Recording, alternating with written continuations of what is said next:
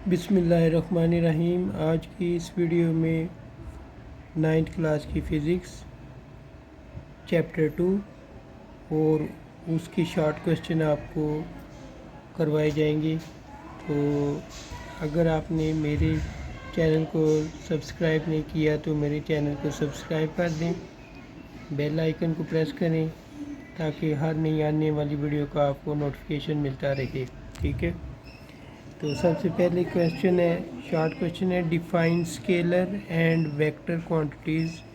Scalar quantity क्या होती है और वेक्टर क्वांटिटी क्या होती है? स्केलर क्वांटिटी उस क्वांटिटी को कहते हैं जिसको समझने के लिए हमें सिर्फ और सिर्फ मैग्नीट्यूड की ज़रूरत होती है, वो स्केलर क्वांटिटी होती है। ठीक है, जैसे आपको अगर घर वाले कहते हैं कि 2 किलोग्राम जो है वो आप चीनी ले आओ, तो आप फौरी तौर पे ये बात समझ जाएंगे कि मैंने 2 किलो चीनी लेके आनी है। ठीक है, तो ये इस तरह की क्वांटिटी को हम क्या कहते हैं? Scalar quantity. ठीक है, तो ये देखिए मैंने इसकी डेफिनेशन लिखी है, those quantities which are describe completely by its magnitude. ऐसी मिकदार जिसको आप मुकम्मल तौर पे बयान कर सके मैग्नीट्यूड मिकदारी हवाले से या अददी हवाले से, कॉल्ड स्केलर क्वांटिटी, उसको हम स्केलर क्वांटिटी कहते हैं। Vector quantity, those quantity which are describe completely by its magnitude and direction are called vector quantity.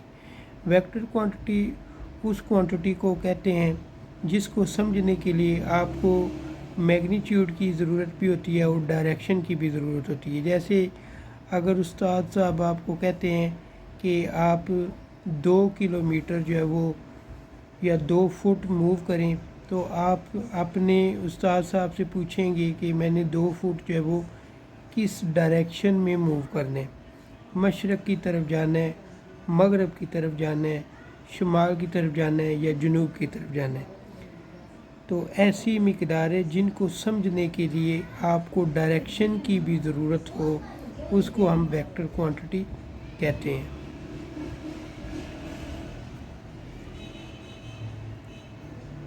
Second, give 5 examples each for scalar and vector quantity. Scalar quantity जो है वो 5 हैं। कौन कौन सी हैं? वर्क, एनर्जी, स्पीड, टाइम और length. ये सारी की सारी क्या है? स्केलर क्वांटिटीज़ हैं।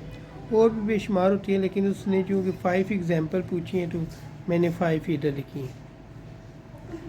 वेक्टर क्वांटिटी में पहली जो क्वांटिटी है वो टॉर्क है, मोमेंटम है, फोर्स है, डिस्प्लेसमेंट एंड वेलोसिटी। ये वेक्टर क्वांटिटी की एग्जांपल्स हैं। अब हम थर्ड शॉर्ट क्वेश्चन की तरफ बढ़ रहे हैं। थर्ड शॉर्ट क्वेश्चन है, state head to tail rule for addition of vector. Head to tail rule क्या होता है ये हमने बताना है। तो हेड टू टेल रूल को समझने के लिए इस तस्वीर को देखें। आपके पास 2 वेक्टर हैं, अब उनको आपने प्लस करना है। उनको प्लस करने के लिए क्या करेंगे? सबसे पहले स्केल की मदद से उस वेक्टर को जिस डायरेक्शन में है उस डायरेक्शन में उसको ड्रा करना है। फिर पहले वेक्टर के हेड को जो दूसरा वेक्टर है उसकी टेल के साथ मिला देना है, और जो लास्ट वेक्टर होगा उसकी टेल को आखिरी वेक्टर के हेड से मिलाएंगे। तो जो आपको वेक्टर मिलेगा उसको हम रिजल्टेंट कहेंगे, और इस पूरे अमल को हम कहते हैं हेड टू टेल रूल। ठीक है, इसी चीज़ को अब मैंने यहाँ पे लिखा हुआ है, the head of one vector join the tail of second vector. एक वेक्टर के पहले वेक्टर के हेड को दूसरे वेक्टर की टेल से मिलाना है। दी रिजल्टेंट वेक्टर ये जो आर वाला है, the resultant vector is given by a single vector which is directed from the tail of the first, ये फर्स्ट है, पहले वेक्टर की टेल से, the tail of the first vector to the head of the last vector, और last vector के head से जो मिला रहा होगा उस वेक्टर को हम क्या कहेंगे, रिजल्टेंट वेक्टर कहेंगे। और रिजल्टेंट वेक्टर क्या होगा, रिजल्टेंट वेक्टर इन दोनों वेक्टर्स का सम होगा, यानी अगर ये 2 है और ये 2 है तो रिजल्टेंट वेक्टर की जो लेंथ होगी वो कितनी होगी, 4 होगी। अगर ये 3 है और ये 5 है तो रिजल्टेंट क्या होगा, 5 के इक्वल होगा। ठीक है, तीसरा शॉर्ट क्वेश्चन मुकम्मल हो चुके हैं। आगे है number 4, what are distance time graph and speed time graph. Distance time graph क्या होता है और स्पीड टाइम ग्राफ क्या होता है। ठीक है, ये भी आसान से है। डिस्टेंस और टाइम के दरमियान जो ग्राफ ड्रा करेंगे उसको डिस्टेंस टाइम ग्राफ कहते हैं। तो टाइम को हम एक्स एक्सिस पर लेते हैं और डिस्टेंस को वाई एक्सिस पर लेते हैं। जैसे जैसे टाइम बढ़ेगा डिस्टेंस बढ़ेगा। ठीक है, तो डिस्टेंस और टाइम के दरमियान जो आपको लाइन नज़र आएगी, ठीक है, उसके नीचे जितना भी एरिया होगा वो क्या होगा, वो डिस्टेंस होगा जो उसने कवर की है। तो इसका आंसर पढ़ते हैं। It is represent how the distance covered by an object. ये ज़ाहिर करता है कि एक ऑब्जेक्ट जो है उसने कितना फासला कवर किया है। चेंजेस विद टाइम, जब टाइम तब्दील हो रहा है, यानी जैसे जैसे टाइम गुजर है, ज़ाहिर इसी बात है वो डिस्टेंस कवर कर रहे हैं। ठीक है, तो वो उस चीज़ को शो करते हैं। The slope of the graph represent, जो ग्राफ की स्लोप होगी वो क्या शो करेगी, वो स्पीड को शो करेगी। लेकिन जो स्लोप के नीचे वाला एरिया होगा वो क्या शो करेगा, वो डिस्टेंस को शो करेगा। ठीक है,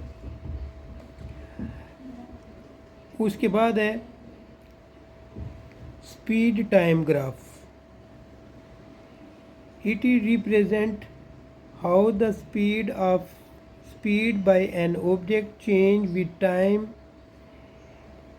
स्पीड टाइम ग्राफ में ग्राफ ये शो करता है कि वक़्त के साथ साथ किसी भी बॉडी की जो स्पीड है वो कितनी चेंज हो रही है।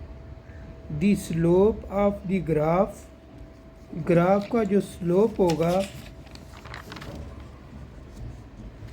वो उस ऑब्जेक्ट के एक्सेलरेशन को शो करेगा। एक्सेलरेशन यानी उसकी जो चेंज इन वेलोसिटी है उसको शो करेगा।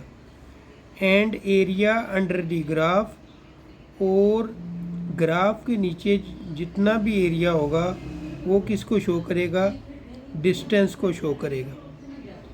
टाइम को हम लेते हैं एक्स एक्सिस पर और स्पीड को किस पे लेते हैं, वाई एक्सिस पर। ठीक है, number 5, following object near the earth have the same constant acceleration. वो कह रहे हैं कि आपके पास 2 बॉडीज़ हैं, एक हैवी बॉडी है और एक लाइट बॉडी है। दोनों को आप एक ही हाइट से गुजारते हैं। ठीक है, दोनों को एक हाइट से आपने जब गिराया तो किसकी स्पीड ज़्यादा होगी। ठीक है, विल फॉल फास्टर, किसकी स्पीड ज़्यादा होगी और वो तेज़ी से गिरेगा। याद रखें, चाहे वज़नी जिस्म हो चाहे हल्का जिस्म हो, दोनों अगर सेम हाइट से गिराए जाएंगे तो वो एक ही स्पीड से नीचे आएंगे। लेकिन उसकी एक शर्त है, वो शर्त ये है कि दरमियान में मीडियम ना हो, एयर रेजिस्टेंस ना हो, हवा नहीं होगी तो दोनों की स्पीड एक ही होगी। अगर हवा होगी तो फिर स्पीड जो है वो चेंज हो जाएगी। ठीक है, हवा की रेजिस्टेंस की वजह से किसी भी चीज़ की स्पीड जो है वो कम या ज़्यादा होती है। ठीक है, अब जैसे आप हाइट से पत्थर फेंकते हैं और उसी हाइट से आप कागज़ फेंकते हैं, तो जब हवा नहीं होगी तो दोनों सेम स्पीड से नीचे आएंगे। ठीक है, और जब हवा होगी ना तो फिर वो जो कागज़ है वो आहिस्ता आहिस्ता आएगा और जो पत्थर है वो तेज़ी से आएगा। ठीक है, तो यही इसी चीज़ का जिक्र है।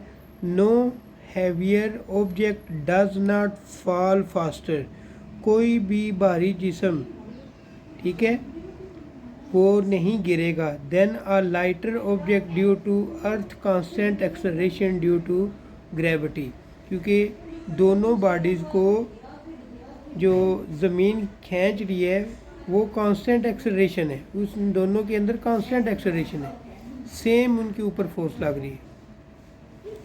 Both objects will fall at the same speed, दोनों एक ही स्पीड से गिरेंगे, विदाउट एयर फ्रिक्शन, ठीक है, या हवा की रगड़ की वजह से, या आप एयर रेजिस्टेंस लिख लें, या हवा की मज़ामत की वजह से। ठीक है, अगर हवा की मज़ामत और हवा की रगड़ नहीं होगी तो दोनों जो बॉडीज़ हैं वो सेम स्पीड से नीचे आएंगे। ठीक है, number 6, the vector quantities are some time written in scalar notation. वो कहते हैं कभी कभी वेक्टर क्वांटिटीज़ को स्केलर फॉर्म में लिखते हैं, नॉट बोल्ड फेस, उसके लिए कोई बोल्ड लेटर इस्तेमाल नहीं करते। How is the direction indicated, तो वो डायरेक्शन को कैसे शो करेगा। When vector quantities are written in scalar notation, जब वेक्टर क्वांटिटी को हम स्केलर फॉर्म में लिखते हैं यानी बोल्ड लेटर इस्तेमाल नहीं करते, तो उसकी डायरेक्शन के लिए हम क्या इस्तेमाल करते हैं, एरो हेड इस्तेमाल करते हैं। ठीक है, जैसे ये लेटर है ए और इसके ऊपर हमने ये एरो हेड डाल देंगे। अगर आपने ऐसे शो नहीं करना तो या जब आप लिखेंगे तो इस फॉर्म में भी लिख सकते हैं, v = 3i + 4j। ठीक है, ये जो i है ना ये x एक्सिस पे हम लेते हैं और ये जो j है ये y एक्सिस पे लेते हैं, तो ये i और j डायरेक्शन को शो कर रहे हैं। ठीक है, number 7, a body is moving with uniform speed, एक बॉडी जो यूनिफॉर्म स्पीड से एक जैसी स्पीड से मूव कर रहे हैं, will its velocity be uniform, क्या उसकी वेलोसिटी यूनिफॉर्म हो सकती है। गिव रीज़न, उसकी वजह बतानी है। No its velocity will not be uniform, उसकी वेलोसिटी यूनिफॉर्म नहीं होगी। If the direction is changing, अगर उसकी डायरेक्शन चेंज हो रही है तो उसकी वेलोसिटी जो है वो यूनिफॉर्म नहीं होगी। ठीक है, अब उसकी वजह क्या है कि वेलोसिटी क्या है, वेक्टर क्वांटिटी है, वेलोसिटी इज़ अ वेक्टर, और वेक्टर वो होता है जिसकी डायरेक्शन भी हो और मैग्नीट्यूड भी हो। It has both magnitude and direction, while, जबकि जो स्पीड है वो स्केलर क्वांटिटी है, उसको समझने के लिए सिर्फ और सिर्फ हमें मैग्नीट्यूड की ज़रूरत पड़ेगी। ठीक है, तो ये 7 नंबर हमारा कंप्लीट हो चुके हैं। आगे है 8 नंबर जो कि इस चैप्टर का लास्ट शॉर्ट क्वेश्चन है। Is it possible for a body to have acceleration, क्या ये मुमकिन है कि एक बॉडी में एक्सेलरेशन होगा when moving with constant velocity, जब वो कांस्टेंट वेलोसिटी से मूव कर रहा है तो क्या उसके अंदर एक्सेलरेशन होगा, पहले में ये पूछ रहा है। और अगर उसकी स्पीड कांस्टेंट हो तो क्या उसके अंदर एक्सेलरेशन होगा या नहीं होगा, ये हमने बताना है। अब कांस्टेंट वेलोसिटी के लिए आंसर है नो एक्सेलरेशन इज़ ज़ीरो, उसके अंदर एक्सेलरेशन ज़ीरो नहीं होगा। ठीक है। अब उसकी वजह क्या है, acceleration mean a change in velocity. Acceleration का मतलब है कि वेलोसिटी में चेंजिंग, वेलोसिटी में तब्दीली। इफ़ वेलोसिटी इज़ कांस्टेंट, अगर वेलोसिटी जो है वो कांस्टेंट हो, मुस्तकिल हो, तब्दील ना हो रही हो, तो उसके अंदर कोई एक्सेलरेशन मौजूद नहीं होगा। There is no change so no acceleration. ठीक है। अब दूसरे पार्ट में बताना है कांस्टेंट स्पीड हो तो उसके अंदर एक्सेलरेशन होता है या नहीं। Yes a body have acceleration, उस बॉडी के अंदर क्या होगा, एक्सेलरेशन मौजूद होगा। अब रीज़न क्या है, इफ़ डायरेक्शन चेंजेस, अगर उसकी डायरेक्शन चेंज हो रही है, यानी बॉडी सर्कुलर मोशन में है, सर्कल में मूव कर रही है, दायरे में मूव कर रही है, तो उसकी वेलोसिटी चेंज हो रही है। जब वेलोसिटी चेंज हो रही है तो ज़ाहिर सी बात है उसके अंदर क्या होगा, एक्सेलरेशन होगा, क्योंकि एक्सेलरेशन की डेफिनेशन में आता है चेंज इन वेलोसिटी। ठीक है। तो यूँ आज की हमारी ये वीडियो मुकम्मल हुई। अगर आपको वीडियो पसंद आई है तो इसको लाइक कर देना, शेयर कर देना, मेरे चैनल को सब्सक्राइब कर देना, बेल आइकन को प्रेस करना है ताकि हर नई आने वाली वीडियो का आपको नोटिफिकेशन मिलता रहे। मुझे दें इजाज़त। अल्लाह हाफिज़।